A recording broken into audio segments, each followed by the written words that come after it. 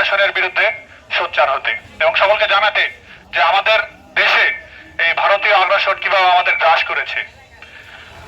আমরা দেখে থাকবো, আমরা ছোটবেলা থেকেই, যেটা আমার বড় ভাই রাকিব শুভ বলে গেলেন, যে আমরা ইতিহাসে পড়ে এসেছি ভারত আমাদের বন্ধু রাষ্ট্র, কিন্তু আসলে কি তাই? ইতিহাস তো বিকৃত হয়েছে। খুবই দুঃখের সহিত আজকে দাঁড়িয়েছি আমাদের বিপ্লবী একজন প্রতীক হাদি ভাই আমরা হারিয়ে ফেলেছি। তবে আমার মনে হয় আমরা এক হাদি ভাইকে হারিয়েছি, আর লক্ষ হাদি বুক চেতিয়ে দাঁড়িয়েছে এই বাংলাকে পাহারা দিতে। আমরা কখনো ভয় পাই না, আমরা অন্যের বিরুদ্ধে সবসময় রুখে দাঁড়াবো। তো আমরা সর্বশেষে একটা কথাই বলতে চাই, হাদি ভাই এবং আমাদের ব্যানারে আপনারা লক্ষ্য করলে